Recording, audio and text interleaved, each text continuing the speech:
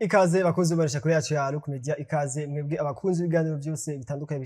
mushikirizwa na Look Media, cyane cyane mwebwe abakunzi b'ibiganiro by'inkino bitandukanye, ibiganiro vya Look Sport, ibiganiro vya Mumenye, ibiganiro vya Midweek. No musi turi ku munsi wa kane, igenekerezo ni rya 16 ukwezi kwa mbere umwaka wa 2025. Ni umwanya mwiza w'ibiganiro ca Midweek, bazi ko ni ikiganiro tubashikiriza amakuru y'inkino avuga kuri sije imwe canke ku mukino umwe.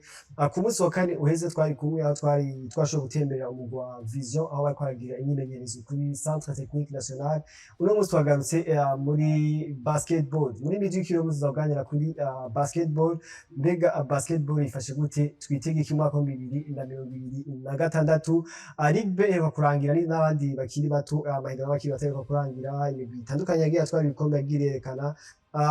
Hagiye gutangura inkino za Road to ABS muri basketball.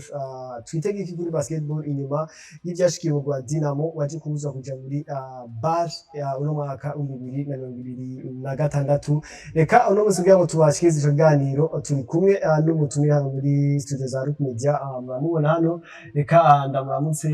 ndamwakire nongere ndamusabira nyine ace abidondora. Ndakuramutse gose Lois, nongere kuramutsa abakunzi ba Look Media. Amazina yiwe sinavugereza ko arivuga. Nitwa Dushimira Alain David, nkaba ndi umumenyesha makuru w'inkino, nkaba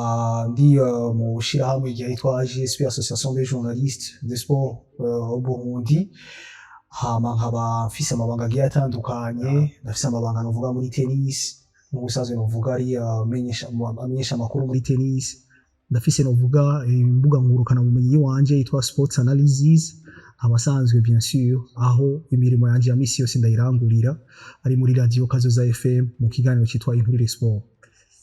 Urumva ko ni yavuze ko afite amabanga menshi mujanye n'inkino no muri basketball. Asanzwe afite amabanga muri basketball. Nibaza ko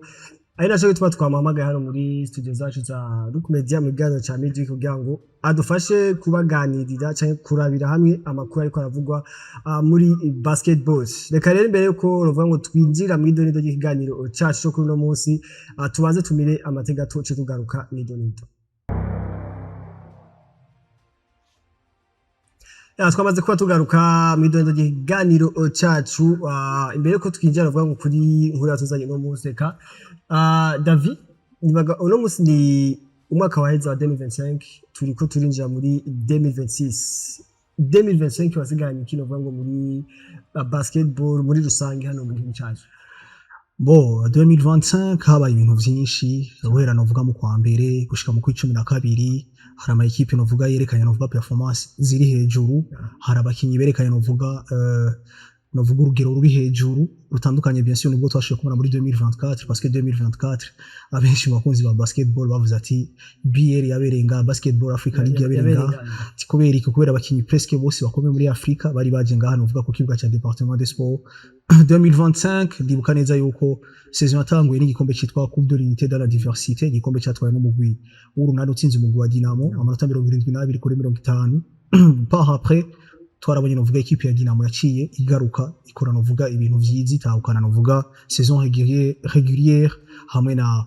playoffs. Donc ni kuri kote y'abahungu. Ku ruhande rw'abigeme bien sûr twarabonye higano novuga ryari rikomeye hagati y'imigwi itatu, ndavuga umugwi wa Rezipo, Dinamo na Gladiators. Bien sûr tubona novuga histoire yandikwa ku ruhande rwa equipe ya Gladiators yashoboye gutahukana novuga ibikombe bitatu, yatahukanye novuga inshuro zitatu zikurikirana playoffs. Donc ivyo vyaheruka kera, urabona neza yuko vyari ibintu novuga bidasanzwe. Ku rundi ruhande rw'abakinyi twarabonye abaroko bigenza neza, twarabonye abakinyi badugije niveau, twarabonye novuga izina ry'uwitwa Homis Ujeje. No musi nibaza ko ari mu bakinyi novuga bakomeye nga mu gice cy'u Burundi. C'est vrai twaravuga Landinde Kumana, mais l'homme fort ya equipe y'urunani twabonye mu izina ry'uwitwa Homis Ujeje. Ku rundi ruhande bien sûr kuri côté Dinamo nta recruitment nini yabagize, muga twarabonye novuga bazana abakinyi bashika kuri babiri muri playoffs, bahindura novuga la donne, batwara novuga igikombe sans umukinyi wabo novuga adasanzwe. Ndavuga izina rya Joe Gilbert Nijimbere, ariko twarabonye abakinyi kuvura muhino zanyuma zo muri playoffs. Twarabonye novuga abakinyi bashoboye kuri demarka, ndavuga nk'izina rya Dave, ndavuga izina rya Beni, Richard yagarutse novuga kuri niveau nziza ndi kuri yo bienvenue, mais aussi muri équipe ya Remesha bien sûr ko son style habitué yukinisha novuga abaloko hakaba novuga ico kwita ama rotation mu bakinyi novuga basanzwe bava ngaha, harimo izina ba Napoleon, harimo ba Rodolphe, harimo novuga ba Subizi Steve n'ubwo mu nyuma yagira akabazo k'imvune. Bien sûr turabona novuga ico kwita kwitanga novuga ku ruhande novuga rw'abakinyi bangaha mu Burundi vraiment barekanye novuga niveau idasanzwe itandukanye bien sûr nivyo twashoboye kubona muri 2024. Ku ruhande rw'abigeme bien sûr naho nyene twarabonye novuga abakinyi bashoboye kwitwara neza, twarabonye novuga abakinyi novuga bari kuri niveau nziza, twarabonye investissement mu ma équipe et surtout ama équipe mashasha yaraje Dinamo, Rezipo. Mugabo novuga yuko twabonye novuga competition novuga irimo intensité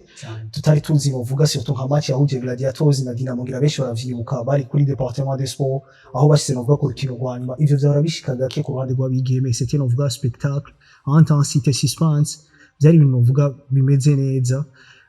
Bo cyatugaruka novuga ku matora yabaye bien sûr usanzwe novuga ayoboye novuga ishiramo ry'umupira w'amaboko basketball honorable Aloise Ntakirutimana, urane ko yaraje avec novuga des initiatives des perspectives. Bien sûr umwaka we wa mbere ntiba vyoroshe parce que hari yategerezwa kugira ikibe na komite yiwe sanzwe rikiyemo novuga n'abantu bari basanzwe mu nzego zitandukanye muri basketball, bamwe bari batwara imigwi ndavuga ku ruhande rwa Cegera ciwe monsieur Rukundo Jodassin uke novuga umunyabanga bikorwa secrétaire général yahoze atwara voilà Febabu monsieur Pierre Calvert Hachimana. Donc turabona ama association Ligue B iragarutse après 4 ans, ni ikintu kitakoze kuri basket gose turabona neza yuko haraho bihirutse. Donc ni higanwa rero guhera mbwa twarabonye novuga competition novuga yuko iri dindo, donc iki yari kenewe kuko urumva imyaka ine hari ama generation twatakaje, mais quand même ubu nibaza neza yuko avec l'implication novuga ico no kwita uburyo bwatanzwe na president wa fédération mu ma association que ça soit ngahi Bujumbura ou bien hagati mu ntara, ivyo biremezwa byose we yari yavyemeye novuga muri campagne yari yagize aravuga ati jewe ndemeye yuko chaque association uko zingana une somme de 20 millions kugira ibikorwa bitangure. Vyarabaye ama association yaragiye ku kivi bien sûr twarashoye kubona novuga no musi tuvuga ati tworonka equipe nationale y'abatarinzi imyaka 16 canke 18, nibaza ko twoshobora kwiroha nubwo bien sûr akiri mutunenge duto utunenge novuga tujanye peut-être no ku limite imyaka tukabona novuga competition kwa miri équilibré kuko urumva uzanye umuntu wa 28 ans cyangwa 25 ans ntashobora kuza gukompeta n'umwana wa 17. Voilà urumva junior Ligue B barabakinyi bakiri bato bakabaduza muri A. Donc nibaza yuko itwo n'utunenge kuko urumva ni intango niba vyoroshe mugabo kwa meme n'utuntu tugukosora buhoro. Ati 2025 muri basket Rezipo nimwe mu makipe nibaza yuko yagize novuga uruhara rudasanzwe kesa swa muri investissement kandi yanateye imbere. Twarabonye novuga ku ruhande rw'abahungu rw'abagabo barashoboye gushikana novuga muri playoffs ubwayo bwa mbere avec le nouveau format yaje y'ama playoffs depuis 2023. Mu bigeme ubwayo bwa mbere basohotse bagatahukana ikibanza ca kane baswa meme no novuga muri voilà Ligue mbere basohotse muri competition novuga idasanzwe yitwa Women Basketball League Africa, aho twabonye novuga itsindwa novuga mu kibanza cya gatatu n'umugwi wa KPA. Ni na performance novuga yuko l'équipe a progressé ubu mwaka, nibaza yuko révélation si batanga novuga gashimo kuri l'équipe ya progresseje nibaza ko Rezipo yaza ko mu kategori yose kuko mu bahungu mu bakobwa mu bakiri bato nibaza ko l'équipe yemetije cyane mu equipe y'abakiri bato cyane gose urana ko habaye novuga uruhara rudasanzwe surtout kuri staff administratif yabo, barazana abamenyereza, barazana abakinyi, barazana novuga abana bakiri bato bagira ico no kwita kwa ura Rezipo irafise academy Gitega bientôt novuga bashaka kuyishira ahantu hagiye hatandukanye. Ni ikintu ciza gose ni vulgarisation ya basket comme ça, hama abantu novuga bakaza baratara passion mu Bujumbura mugano hagati mu ntara. Nico kintu urumva cyashoboye gukorwa. Twarabonye na implication ya Rezipo muri 3x3 niryo higanwa novuga yuko ryashoboye no kunaranga gose novuga no mwaka wa 2025 kuko yari competition yari bagiwe mugabo bien sûr avec Febabriki kumwe na France team hajya kuri parquet bashoboye kugarukana novuga ino competition no gusa Burundi buranditswe muri mu bihugu bikinazo 3x3 ndetse novuga n'amahiganwa mpuzamakungu bagiye kuba basohoka ni ikintu ciza gose no munsi tunashobora kuvuga quand même 2025 ça a été bilan nibaza yuko il est positif voilà ariko naza ko nivyo ni umwaka ni munini umwaka ni murumva ko ni ibintu vyinshi vyiza vyabaye eske nta tunenge tuvuga twibonekeje muri basketball ewe uturenge ntitwoshobora kubura uturenge ntishobora kubura ngira turibuka neza yuko itegeko ryaraje ryo kurimita canke ryo gushira no vy'igitigira ntarengwako c'abakinyi mva amahanga mu kibuga ico carateye no vuga ikibazo surtout no vuga ku makipe atandukanye iyi canke iriya wanashima mu gikomeye urunani Dinamo n'imigi vyose vyayikozeko turibuka match ya Dinamo n'urunani turika igihe cyagwa imvura turika match y'urunani na Tigers ivyo vyose urumva n'ibintu vyagiye biraba hari ama incident amwe yagiye araba turibuka no vuga abakunzi bamwe ugasanga no vuga ntibigenze neza bivanye no vuga na intensité match imeze ntibitwaye neza atwa n'utuntu nk'utwo côté administratif ikintu umuntu yogaruka ko n'icyahe quand même ntivyari vyoroshe ko turibuka no période ya 2024 c'était no vuga une transition Jean Paul Manirakiza yajeje kuvaho urabona ko haciye haza no vuga voilà intérim donc haje ufata ikiringo ufata kibanza ntivyari vyoroshe gushira amategeko composer no vuga equipe kubandanya ku murongo mwiza ni ibintu nk'ivyo umuntu ashaka kuvuga et bien sûr novuga yuko ni cya kintu kikihanze novuga basket gushaka no muswi show gushika kure kujabuka muri BL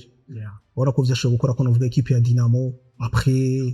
bitangura inyuma kibagiye muri Afrique du Sud nibaswara ibintu quand même broka sport ya basketball kugira bashobore gushika kure kuko uno musi turibaza none nk'ubu vyaja mu bakobwa vyasha bigenda gute basketball niyo shora kuba ni ibintu urumva quand même ni kibazo kirengeye sport ni kibazo kirengeye sport ni kibazo kiri extra sportif voilà yare nivyo naza ko yari recapitulatif y'umwaka wa 2025 reka twinjire mu kijyanye cy'uno munsi naza turaza guhagarara wabivuze waciye ko mu bintu byaranze umwaka wa 2025 ni igaruka rya Ligue B y'abakiri bato yareze igihe kinini yatoye ko turayibona ibibazo naza ko byari byinshi cyane ariko kandi hari ni uvuga ngo ni higanwa rigiye gutangura vuba twabonye bariko baragira Hot to Abel twabona muri VBN azaza kuvuga ko gatoyi kandi nuvuga ngo ni eske basketball tugiye kubona gute inyuma yuko Dinamo yankiye kuja muri BAL ni je tugiye kuvugana ariko reka duhere ku ikintu ca Hotur ya Ligue B muri basketball haraheze igihe kinini cyane aya magana ariko araba abantu byo bavuga ati nivyo turafisa abakinyi muri urani muri Dinamo muri Remesha muri andi makrebe yose mbega nibigira imbere biza gusubirwa abandi uno musero tuvugane ku ikintu cyo kugaruka kuri igaruka rya Ligue B bigarutse twabonye amakipe matoye kandi mu makategori atandukanye U16 U14 n'abakuru babo gatoye arako ni ikintu baza cyo gushima cyane muri basketball wowe ni ikintu cyo gushima dayo nago mashimire kwanza amakipe yitabiriye novuga amahiganwa kuko ntivyari vyoroshe amakipe bamwe bari yungunganya bagakora mu mufuko w'iwabo kugira novuga abana baze bakine ni ikintu novuga yuko nubashimira gose parce que c'est ni tubibona gakeye aho umuntu novuga afise volonté afise umutima ntivyari vyoroshe c'est vrai kuko urabona yuko après nabivuze ati 4 ans tuba dutakaje ama generation menshi twarabonye Ligue B ça a été novuga en quelque sorte une pépinière yo muri A donc yarakuriza novuga A kandi ugiye kuraba novuga ama équipe menshi yashitse ku ma résultats mu myaka iheze yaravuye novuga barabakinyi bavuye muri B l'exemple ndazitanga tugende gatoyi turabe generation novuga y'urunani yaronse generation novuga ari equipe iri talentueuse equipe novuga ifise abakinyi novuga bari bameze neza ndibuka 2005 parce que je natanga ndivuga vraiment natanga gukora basket muri 2004 ubwo rero muri 2005 iyo ni epoque novuga nibwo twayikombe vyose bari bakomera n'abajura bari bakomera n'abajura novuga aba bagafise no musari mu menyerezi bari kumwe na Fani bari kumwe na Higwa no musari mu cha Belgique bari kumwe na bitwa ba Johnny bari kumwe novuga na ba Willy Wallace ngira menshi baramwibuka ba emblématique numéro 4 bari kumwe novuga na abitwa novuga batewo no musari yavuye muri leta z'Ubumwe Amerika mugabo bakoreye ibikorwa vyo muri Chine mu gihugu cy'Ubushinwa bari kumwe n'abakinyi novuga batandukanye yari equipe novuga iri talentueuse ba Fanny Fabrice yabaye na MVP wa zone 5 iyo equipe nyene yabandanyije ugiye kuraba benshi muri bo naba batwaye ama zone 5 2011 2013 2014 bacajamo barandri turagenda muri equipe kandi abo bose bari bavuye muri ouais yari equipe ivuye muri B basa nk'abadugiye rimwe qui veut dire yuko en quelque sorte Pépinière iraduza igatanga novuga ivyama vyiza tugenda muri equipe ya Dinamo par exemple iraba equipe yatwaye championnat national muri 2019 ni equipe yavuye muri B muri 2008 saison bahejeje invincible ata match nimwe batsinze que ça soit muri playoffs que ça soit muri champion bashika barabandanya bari kumwe nibo baje gutwara championnat national harimo ba Jean abandi bagiye baradugiramwe ba Steffi Michel Ndanga Bertrand Ndikumasabo shira ko novuga nabitwa novuga ba Musoda Regis bagiye baradugiramo donc en quelque sorte urabona yuko n'umumenyereza bari kumwe no musabazizo mu gihugu cy'u Rwanda mu wa UGB Olivier Ndayiragije benshi baramuzi yarabaye sélectionnaire novuga wa équipe nationale intamba mu rugamba mu ya basketball donc muri ubwo buryo nyene aho nsimvuze za New Star tureka championnat national ya 2018 bayitwara donc il veut dire yuko mu majambo make muyo B uyitakaje iyo haciye imyaka novuga ata ma competition ariko rabo hari generation bigiye kandi barakugura ko bisoro kugaruka kandi nivero nibaza yuko vyabaye muri no periode ya 2020 ya 2025 muga kuna yaragarutse nuvuga ko ari ikintu cyiza ndaye twarabonye amatana ahari no munsi donc nibi turimo novuga no munsi contexte géopolitique peut-être ituma novuga tutokwirekura mu bijanye n'uburyo ngo tuzana abakinyo ko dushatse ndavuga mu migwi itandukanye ni ibintu bigoye gose uca wikora kuri abana muri B twarabonye abana mu gihe boronka abamenyereza beza bien sûr toronka novuga produit meze neza tukakinisha novuga pourquoi pas ne pas tenter kuko uno munsi abaturuko turavuga bose babatanguje bakiri bato bakiri abana ni tuje kwa tubona turavye imigwi dufate imigwi ine yaje kubikina muri Ligue B dore muri Ligue B imigwi ine yaje kubikina demi final ni muguru nani ni mugwa Dinamo ni mugwa Remesha nundi mugwa Juva bon sinovuga ngo igihanga Ball Hunters nora ko ni mugwa avuye kure ariko ino migwi itatu urunani Dinamo ndetse na Remesha ni ino migwi itatu nyene no mu bakuze ni ino migwi itatu iheza ari ya mbere muri bo dufate saison régulière cyangwa playoffs ona ko abari Dinamo urunani Remesha ona ko ni structure nziza y'imigwi cyangwa ni ino migwi iri nyuma yayo batariko barakora ni nguvu nkuru na Dinamo cyangwa nani en fait ahantu bihagaze ni he ugiye kuraba aya makipe afise uburyo reka ndaguha karorero nkuno munsi uravye nka Umuco Bowlers ni equipe yo mu Cibitoke cya Rugombo ni uburyo busabwa abasanzwe batwara iyo equipe bamwe muri bo ndabazi nabantu bumva bakora bafise ahantu bagiye novuga bisumamwe muguru umva yuko nabo bafise yindi migambi ba peut-être cyo kimwe na ama equipe kuko ama equipe afise structure ikomeye cyane ndavuga iri solide le fait yuko afise equipe yo muri A bashaka kubimanukirizamo no muri B biroroshe gose ha mugiye kuraba yandi ma equipe yandi ndavuze Umuco Bowlers tugendura abigendura nka equipe yitwa Nata Basketball Academy hariya novuga ku Musaga ni equipe usanga ifise n'abantu bake donc na ma equipe mu bisanzwe akeneye gushigikirwa cyo kimwe n'aya ma equipe yo yarafise structure kandi yabitanguye kuva kera B ya Dinamo igarutse ni uwo mwaka ba Jean Hakizimana kapitene wa kera wa Dinamo baciye baduga B yashigumaho urunani hose ndavuga kuko ça date des années Remesha mukuza yari structure yabo kuko ndakubise Remesha c'était novuga rupture yabaye hagati ya Jimkana mama mu membre yabesha ravyuka histoire ngene yagenze Remesha iravuka mu kuvuka kwa Remesha biinspire novuga kuri modele ya Jimkana ya kera kuko Jimkana kera avuye muri B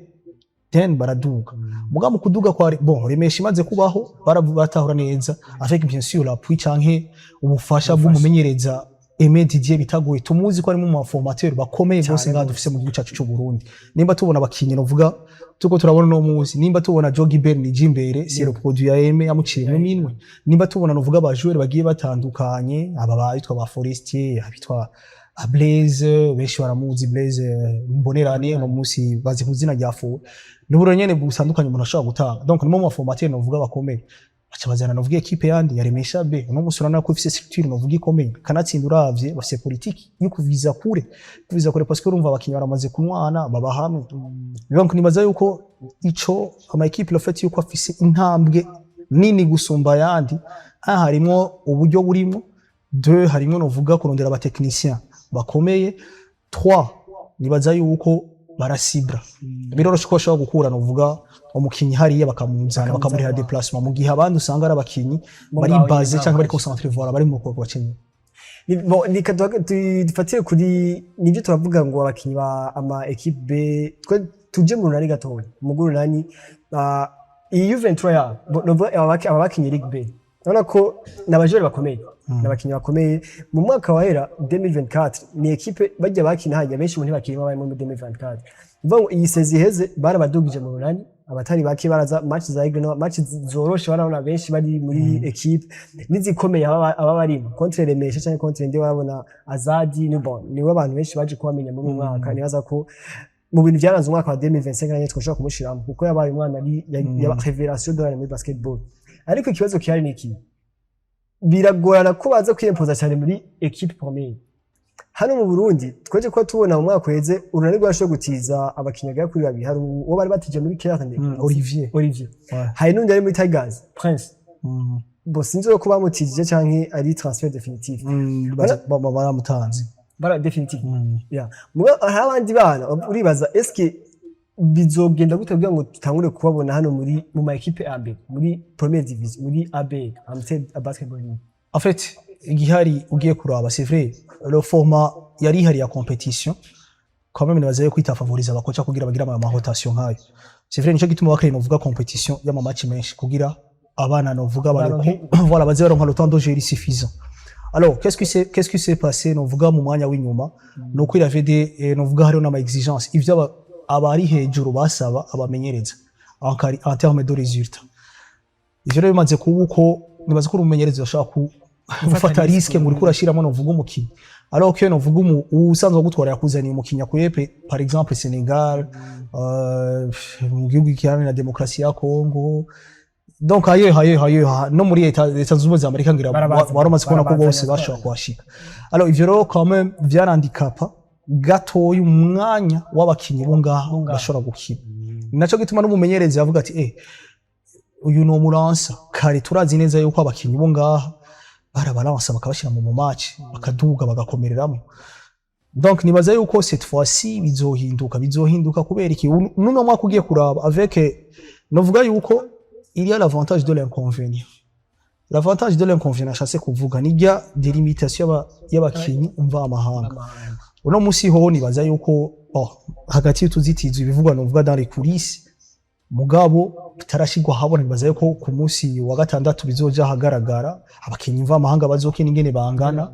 tuzoshobora kubimenya hama peteze tubonye ikibanza cyo mukinyi wo ngaho mugo umukinyi wo ngaho wakeneye iki akeneye gukora akeneye gupruva novuga yuko quand même ico kibanza arakimerita uramerita twereka aho ushobora gushikana equipe yawe. C'est vrai wavuze Azad, c'est vrai de l'autre côté hariho ba Olivier, c'est vrai hariho le petit Carlos wewe nibaza yuko muri Remesha bamudugije kare kandi urabona ko arapruva arerekana novuga niveau yiwe simbi niveau yiwe ni nziza. L'autre man wundi ni inde ni Flo yaronse nicyo kwita novuga scholarship no musageze muri gihugu cy'u Buganda kandi yagiye bice muri basket. Donc moi je me dis yuko uno munsi avec compétition igiye kuza Amstel Basketball League hari ikintu kizohinduka hariho un peu plus novuga izoboneka par rapport peut-être à 2025 bizoba bisa neza gusumba. Ni muri basketball muri Ligue B naza ko ni ikintu cyo gushima cyagenze neza muri 2025 tuve muri Ligue B tuje muri hagiye gutangaza ko muri Assemblée Générale zoba ku munsi wa gatandatu ngaza ko tuzonamenya date exact championnat izotangurira ni hagiye kuba road to abet niba ko na ama equipe menshi ya ruguru mu ntara zitanu za muri ntara zitanu shasha muri decoupage shasha y'intara ona ko hari imigwi 12 igiye kuja muri road to abet nibaza ko imigwi tuzobona imigwi yongera kuri zizaba zikina VB ni avantage kugira imigwi myinshi wari wagiye ko mu kanya ko birashobora gutanga avantage ku bandi bakinyi batogira ngo ama match abe menshi batangiye kugira ariko hari indi avantage bizana en fait avantage irahari mugabo hariho nibisha biherekeza kuko urabe gatoye equipe y'ikinya match nyinshi no buryo bwinshi cyane no buryo bwinshi bisabwa parce que hariho tureke rafraîchissement entraînement ya equipe itwara amahera uburyo hamaturazi neza ama equipe yonga nta capital pro profit nta mahera yabo bwita fisi alors kwiyangaje muri competition nkini baza yuko la fédération peut-être ishobora kwa accompagner les équipes ko zizoba zibaye nyinshi na cyane cyane yuko muri wa mugambi wo kwiragiza basketball mu gihugu cyose nibaza yuko ico kintu ari kintu cyo gukorerwako kuko urabona yuko uno munsi dushobora kubona novuga presence yi mu migwi yo mu ntara ya Butanyerera Ngozi Burunga bizi n'ibintu bikenewe kandi urumva vyaheruka kera turibuka novuga VBL equipe novuga ari hagati mu ntara c'était 3 équipes c'était Aigle Noir Tigers na Brothers donc VBL ya 2020 gitangura mugo ugiye kuraba pa après vyagiye birahinduka kuronka equipe iva hagati mu ntara muri 8 nibaza ko nta nimwe yari irimo kuko zari equipe zo ngaho Bujumbura gusa donc il veut dire yuko ivyo numva ni mvuga kuri côté yuko fédération peut-être ishobora accompagner ama équipe azoduga avec un certain budget mahera nimba ari make uburyo bukeyi canke bushobora gufasha vasi équipe peut-être fazari gahera ama equipe akamenya nayo ingene asahiriza ukwayo kuko nico kintu ca mbere gikomeye nga competition ashobora kuba muga un certain moment hakaba novuga ico no kwita deguma bivanye mu mamambe bivanye peut-être n'uburyo baguma basora parce que urabona ataco bariko voilà nta résultat peut-être bariko urabona hanyuma afise imiryango hari ama exigence menshi novuga financier bategereza novuga kugira iki ukuva ni kwikinyere c'imigwi nyinshi naza ko ari ikintu nkunda kwiyumvira avuga ati imigwi iraje baravuye mu Rumonge ya team Aigle Noir iraje niza equipe uzosanga ari ya mascore y'amatura chiffre kenshi ariko arabwira muri basketball eske ntabwo vyo bisubiza inyuma ibaye abantu barahandi badakwikana badashika kuri terrain ngo bararaba derezi itavuga ati Dinamo canke tureke na Dinamo Rezipo yatsinze ran TV 120 kuri 30 nangahe nta kantu kerekana image ya faiblesse ya champion bon izovana novuga na competition commission competition nyene izobikora c'est vrai nivyo hari gihe usanga novuga rapport de force atari inguvu mutazinganya birashika nivyo mugabo ivyo biri hose mu mariga gatandukanye turamaze kubona no mu bihugu bigiye bitandukanye ugasanga novuga ari equipe itsindwa vyinshi mugo urumva hariho niveau usanga avuga ati equipe peut-être no niveau si mugaje nibaza yuko d'ici quelques années avec ifoma izirahinduka bakinyi mva mahanga nibaza yuko c'est vrai à l'époque harama ibimigwi ndiko navuga ikomeye yashira mu buryo bwinshi ukasanga ama verdict sans appel donc nibaza yuko rero kuri ico kintu la compétition tuzobona novuga abakinyi b'abaloko benshi hama peut-être ivyo vyama 3 chiffres navyo nivyo kuraba gato ni sponsor shasha Abet Amstel Basketball League nibaza ko ari sponsor shasha n'ama avantage amashasha kundi buka ko twatanguye na Vitaro twatanguye na Viva Vitaro Basket kandi Vitaro je wana ko ari utuntu twiyongereye ateme d'avantage ku migwi canke amafaranga n'ibindi twizera ko na Amstel bizokongerekana uno mwaka twokwitegeka muri no higanwa rigiye kuza uno mwaka no mwaka ikintu umuntu ashobora kuvuga niki beaucoup plus ndindiriye kubona novuga ama equipe zitwaye uko yari muri tableau ya kabiri playoff y'uno mwaka izoba disputée c'est vrai avec novuga sinzi forma ya competition ngene izoba imeze sinzi sindayimenya neza uko vyose tuzobimenya ku munsi wa gatandatu ariko nibaza neza yuko ugiye kuraba hari ama equipe azoshobora kugira surprise cette saison parce que no musi ugiye kuraba après 2025 la non participation à Dinamo muri mahiganwa uvuga mu ma eliminatoire ndabivuge mu gifaransa eliminatoire za Basketball Africa League BL kifa mu cyongereza canke BAL mu gifaransa urabona neza yuko quand même ça a freiné degré d'investissement mu mugigi itandukanye voilà no musi rero nibaza yuko beaucoup d'équipes bariko barasubira kugaruka kuraba ingene bainvestissa est-ce que tuzokwinvestissa mu baruko est-ce que tuzoduza abana bakiri bato est-ce que tuzozana aba étranger batatu mugaba étranger batatu ça c'est pas suffisant kuko étranger batatu urashobora kubazana ugasanga batsinzwe bafise voilà nibaza yuko hari imigwi tuzosubira kubona hari imigwi yari yaratakaje identité yabo en termes de compétitivité mais quand même no munsi nibaza yuko tushobora gusubira kuyibona ni je nico niyatanze kuri ABL Amstel Basketball League ya 2026 nuvuga ngo kubgawe iyi no participation ya Dinamo irashaka impacta cyane ino ligue iyo mwaka la no participation ya Dinamo irashaka impacta muri ligue novuga ikurikira kuko urumva il faut que les équipes nazo ziba prudent donc ziba prudente zikamenya ati gute bimeze gute urumva uko urabona c'est vrai urabona ko iya kintu n'ikintu gikomeye kumva n'ikintu kirengeye sport si ikintu novuga umuntu uvuga gute umunyacubahiro kanaka wo muri basket yo bikora nzibaza ko binagoye ahubwo kiri hejuru gose kandi n'ikintu urumva gishobora gukora kuri jeu hama kuri jeu ntihagarara mu kintu gumubandanya ntiyashobora guhagarika ngo ni kubera ibi bitabaye ahubwo gusa le modèle d'investissement peut-être irahinduka nibaza ko turiko turangiza ikiganiro cacu turiko turahiraheza ikintu gikwiye gukosorwa cyane muri uno mwaka haba muri federation canke mu ma equipe icyo kibazo kiragoye cyo gukosora c'est vrai bimwe birahari genda umesha makuru nibaza yuko peut-être twebwe quand même tuba dukeneye novuga ahantu dushobora gukorera novuga mu bwisanzure c'est vrai abafani barakunda basket kuya nkunda kuvuga ati les amateurs du ballon orange barakunda novuga umupira barakunda aha mu Burundi ho birarenze gose urana yuko n'abantu bakunda umupira gose kandi ndaba féliciter gose parce que de deux côtés bien de tous les côtés d'ailleurs simvuge de deux côtés parce que murambona novuga bitabira novuga ku bwinshi ari imigwi novuga ibiri urunani Dinamo muga les autres nabonye bafise abafans binyegeje gatoyi muga canke ibigaragaza mugabo mu majambo make nuko barakunda basket ndanabashimira d'ailleurs parce que ntibaca inguvu une fois n'ubwitike bashira kuri 20000 barakubitinza ibifunsi bagashika muga muri bwabo mwene bintu bitwerekerana uvuga urukundo ruri muri sport ya basketball parce que je ndashobora kuba ntafise nkafasha ujyare nkamurihira itike alors moi je me dis uko icokogwa c'est vrai la sécurité va renforcer parce que déjà j'attends beaucoup plus la compétition izobiri intense kandi irimo suspense navuze ati ari imigwi twahora tubona mugabo tugiye gusubira kubura igaruka bien sûr contenu ya formule izobimeze ya compétition canke bien sûr n'amategeko azoba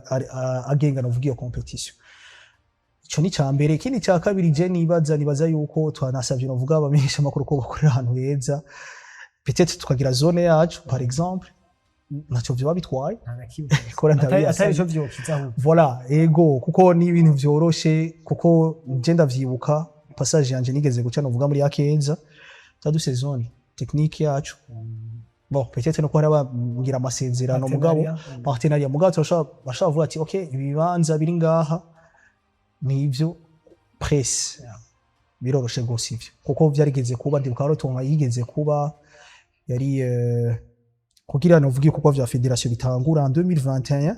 tournoi yabaye finale yari King Urunani na New Star fundraising yari tournoi fundraising ndayibuka hariho novuga zone media kandi vraiment byari ibintu bisa neza gose ikindi naco gihari c'est vrai kwera competition irimo ibintu vyinshi gose c'est vrai urana umukunzi yatwawe n'agashavu ntushobora kumenya ibintu ashobora gukora ico gituma navuze ati sécurité be nyinshi hama turaba umupira neza spectacle tuyibone neza c'est vrai ko urumva besha shavuga ati no urumva abanyamahanga bazoza no abanyamahanga basira spectacle gusa n'abarundi bo ngabashaka kwerekana spectacle ikomeye prevane yuko abanyamahanga baba muri kubwa bari batatu batarenga bien sûr twarabonye novuga spectacle no ku barundi bacu parce que ubonye nka Dunk za Romis ubonye dribble zaba Gibe ubonye les 3 points novuga zaba Clark ubonye ba Napoléon fashe les shoots novuga que ça soit novuga muri arc ou bien hanze